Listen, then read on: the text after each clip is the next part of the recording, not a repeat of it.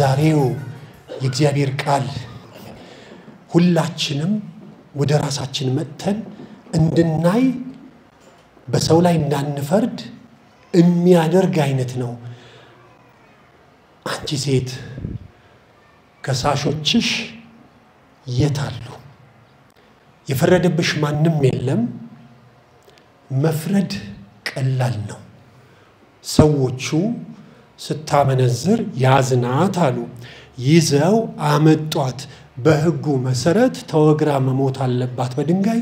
ለምንስ ኢየሱስን መጠየቅ ፈለጉ? መግደል ነው ሕጉ ይላል። ለምን አይገሏትም ነበር? እሱን ሊፈትኑት ፈለጉ። ጠየቁት። የክስ ምክንያት እንዲያገኙ ሊፈትኑት ፈልገው፣ እሱ ግን አምላክ ስለሆነ እውነት ነው በሕጋችሁ መሰረት ምንድነው የሚለው አድርጉ ለምን አላላቸውም? እርሱ ግን የፍቅር አምላክ ስለሆነ መሐሪ አምላክ ስለሆነ ከናንተ መካከል ኃጢአት የሌለበት የመጀመሪያውን ድንጋይ ይወርውር። እሷ ብትሆን ዛሬ ቆመችው እዚህ ማን ነው የሚወረውረው? ልብ ኖሮት ልክ ራሳችንን ስናይ ሁላችንም ኃጢአተኞች ነን። በሕጉ መሰረት እውነትም መገደል ተወግራ መሞት ሕጉ ይፈቅዳል። መሞት ነበረባት፣ ጥያቄ የለውም። አልሰራሁም ብላ እኮ ድርቅም አላለችም። በቃ ተያዘች፣ አለቀ። ጌታ ግን የፍቅር አምላክ ስለሆነ በሕጋችሁ መሰረት አላለም። እሱ ፍቅር ነውና መሐሪ አምላክ ነውና እስቲ ከናንተ እውነት ነው ሕጋችሁ ይላል ነፃ ከሆናችሁ ወገሯት። ሁሉም ራሱን ሲያይ እያንዳንዱ እንግዲህ ከሽማግሌዎች ጀምሮ አንድ በአንድ ጓዳቸውን ያውቁታል። ኢየሱስም እንደሚያውቅ ስለሚያውቁ ነው እኮ። እንደውም ከተናገረ በኋላ እኮ መጻፍ ጀመረ አይደል ነው የሚለው። ጎንበስ ብሎ በመሬት ላይ መጻፍ ጀመረ። መጽሐፍ ቅዱስ ያጠኑ ሰዎች የሚናገሩት የእያንዳንዳቸውን ኃጢአት ይጽፍ ነበረ ነው ብለው የሚተረጉሙት። ለማንኛውም ግን እነሱም ኃጢአት እንዳላቸው ሲያውቁ ሕጉ እነሱንም እንደማይለቅ ሲያውቁ ሁሉም ሄዱ። ስለዚህ ይሄ አምላክ ከሳሾች የታሉ አለ። ማንም የለም ጌታዊ፣ ማንም የለም። አይ ያሉት እኮ ልክ ነው፣ በሕጉ መሰረት መወገር አለብሽ፣ እኔ ወግርሻለሁ አላላተም እኮ። እሱ ፍቅር ስለሆነ እኔም አልፈርድብሽም፣ ሂጂ፣ ግን ዳግመኛ ኃጢአት አትስሪ። ይሄ አምላክ ይወደናል፣ ኃጢአታችንን ያውቃል።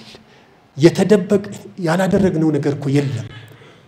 እግዚአብሔር የሚያውቅ አምላክ ስለሆነ ዝም ብሎን ነው እንጂ በግል ሕይወታችን ብናይ፣ በቤተ ክርስቲያናችን ብናይ፣ በሀገራችን ላይ ብናይ ስንት ድራማ ይሰራል። እግዚአብሔር ያያል፣ ይመለከታል። እንደ ኃጢአታችን ቢሆን ኖሮ አይደለም ልንወገር፣ ሁላችንም ተወግረን መሞት የነበረብን ሰዎች ነን። እግዚአብሔር ግን መሐሪ ነው፣ ፍቅር ነውና ሁለተኛ ዕድል ይሰጣልና ስለሚምረን ንስሐ ስንገባ ይቅር ስለሚለን ስሙ የተመሰገነ ይሁን። አንድ ጳጳስ ናቸው አሉ። እስር ቤት ሄደው ወህኒ ቤት አባታችን እስቲ የእግዚአብሔርን ቃል ያካፍሉ ብለው ተነገራቸው። ምን ልናገር አልኩኝ። ሄደው በእነሱ በእስረኞቹ መካከል ቆመው ምን ሊሉ ነው? ምን ልበል ብዬ ግራ ገባኝና ጌታ ሆይ እባክህ ቃል ስጠኝ፣ ምን ልበል? ኋላ እንደዚህ አልኩኝ አሉ። ወንድሞቼና እህቶቼ ሆይ በእኔና በእናንተ መካከል ያለው ልዩነት አንድ ነው። እናንተ ተያዛችሁ፣ እኔ አልተያዝኩም አሉ። ስላልተያዝን ነው እንጂ ማንም ንጹህ ማንም እንከን የለብኝም የሚል ማንም የለም። እግዚአብሔር ይህንን አውቆ ነገራችንን ደብቆልን ነውና ይሄ አምላክ እያየ እንዳላየ የሚሆን አምላክ፣ ሲፈረድብን የማይፈርድብን አምላክ፣ ሕጉ እንድንሞት ሲል እሱ ግን እንድንኖር ዕድል የሚሰጠን አምላክ የተመሰገነ ይሁን። እንግዲህ በዚህ የጾም ወራት የምንጠየቀው የምናቀው ነገር ነው። ጌታ ሆይ ይቅር በለን ነው። ፍቅር ይቅር ይላል። የይቅርታ አምላክ ነውና ንስሐ የምንገባበት ጊዜ ነው። መስዋዕተ ቅዳሴ ላይ ምን እንላለን ስንጸልይ?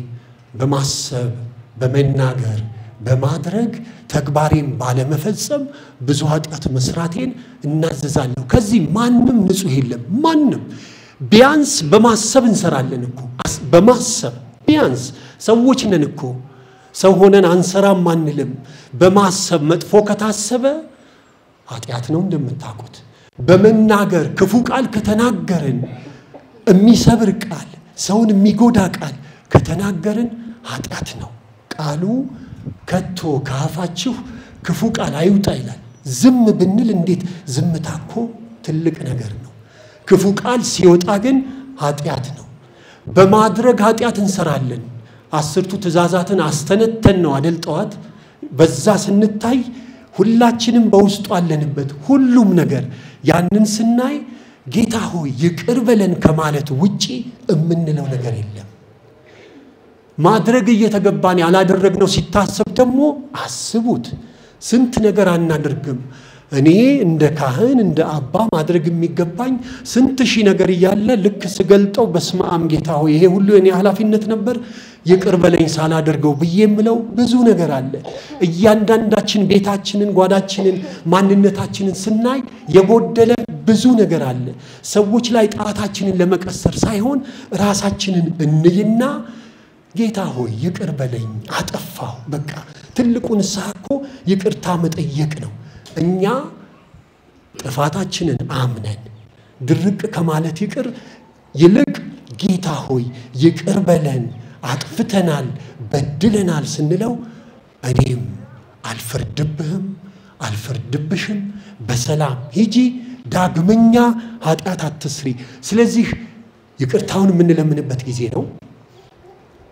ይቅርታውን ስንቀበል ደግሞ ለሚወደን አምላክ እኛም የፍቅር ምላሽ መስጠት ነው ትወዱኛላችሁ ነው እኮ ጥያቄው ስምዖን ጴጥሮስም የተጠየቀው እነኚህ ከሚወዱኝ ይበልጥ ትወደኛለህ ዛሬም የሚጠይቀን ትናንት ከምትወዱኝ ይበልጥ ትወዱኛላችሁ ሌሎቹ ከሚወዱኝ ይበልጥ ትወጂኛለሽ ጥያቄው የፍቅር ነው አዎ ጌታ ሆይ እወድሃለሁ ስንለው መልሱን ስንሰጥ እምትወጂኝ ከሆነ እምወደውን ውደጂ እምወደውን ውደድ እምጠላውን ራቅ ከኃጢአት ራቁ ነው አለቀ ስንወድ ነው ፍቅር ብዙ ነገር ያረጋል ስንወድ ይቅርታን እናደርጋለን አንዱ ሌላው በድሎ ከሆነ ይቅርታ መጠየቅ አለበት በድለውንም ይሁን ይቅርታ ማድረግ የፍቅር ምልክት ነው የበደሉን ካሉ የበደልናቸው ካለ እግር ለእግር እንኳን ይጋጫላሉ እንግዲህ የይቅርታ መንፈስ እንዲሰጠን ጌታ ሆይ እባክህ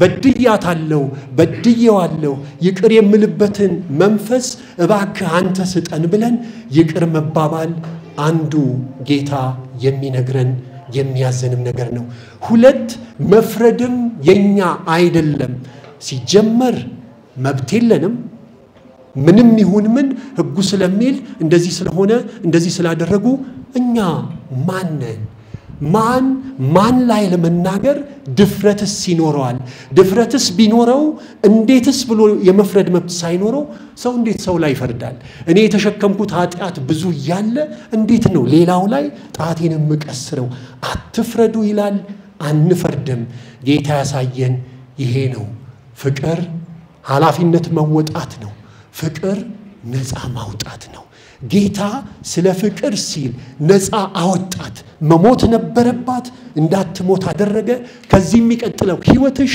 አዲስ ይሁን ኃጢአትን አትስሪ እግዚአብሔር የሚያስደስተው ነገር አድርጊ አላት ሴትየዋ ከቤተ ክርስቲያን ከቅዳሴ በኋላ ወጥተን ሰላም ተባባልንና ስንት ልጆች አሉሽ አልኳት አጠገቧ ወንድና ሴት አሉ ባለቤቷ ትንሽ ራቅ ብሎ ቆሟል ሁለት ልጆች አሉኝ 3 አለችኝ አልገባኝም አጠገብሽ ካንቺ ጋር ያሉት ይሄው ወንዱ ሴቷ ሁለት አይደሉ እንዴ ስላይ ያኛውን ባሌ ነው ታዲያ እሱ ባለቤትሽ አይደለም አይ ባለቤቴም ሶስተኛ ልጄ ነው እንዴት ነው በየሳጣራ ለካ ባል መሆን ቀርቶ እሱም እንደ ልጅ ሆኗል ያ ማለት ምንድነው ኃላፊነቱን ትቶ ዝም ብሎ ተኝቶ ዘና ብሎ ይኖራል አይሆንም እኮ አይደል አይሆንም ፍቅር ኃላፊነት መወጣት ነው ፍቅር ሌላውን ነፃ ማውጣት ነው እንጂ ፍቅር ለሌላው ሸክም መሆን አይደለም በአብዛኛው ወንዶች እንታማለን አባት መሆን ትታችሁ ልጅ ሆናችሁ ባሎች ካላችሁ አላችሁ ብዬ እኔ እንጃ አላስብም ከሆነ ግን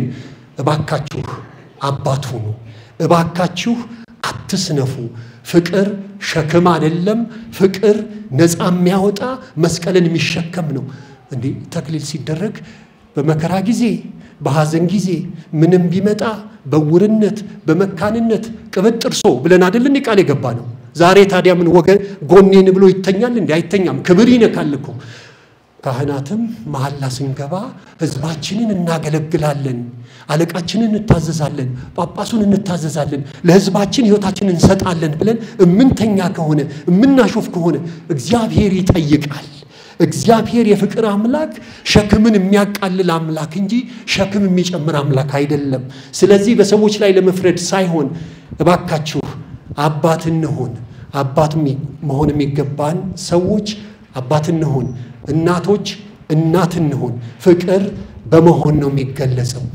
አባትየው ሁሌም ስራ ይሄዳል አሉ በአብዛኛው አይገኝም እንጀራ ነው ሌሊት ይወጣል ማታ ነው የሚገባው ልጆቹ የሚያዩት ምናልባት በወር አንዴ ካገኙት ነው በዓላት ሲመጡ ልብስ ይገዛል ጫማ ይገዛል አስፈላጊው ነገር ይገዛል ለካ ልጆቹ አባታቸውን አፍቋቸዋል እናታቸው ጫማውን ምኑን ስታሳያቸው ምንድነው ማዬ አባታቸው ይገልዛላችሁ ጫማ ነው ልብስ ነው ስትል እማዬ እባክሽ ለአባታችን አባት እንዲገዛልን ንገሪው አላታሉ አባት መሆን እናት መሆን ፍቅርን መካፈል አብሮ መሆን ይቅር መባባል አለመፍረድ ፍቅር መስጠት ፍቅር መቀበል ምህረት ማድረግ ምህረት መቀበል የተጠራ ነው ለዚህ ነው አንዱ ሌላው ላይ ቢፈርድ ትርጉም ስለሌለው ምንኖረው ሺህ ዓመት አይደለም ባለን ጊዜ ተዋደን ይቅር ተባብለን ተዛዝነን ተረዳተን እንድንኖር እግዚአብሔር አምላክ ፍቅሩን ምህረቱን ያብዛልን አሜን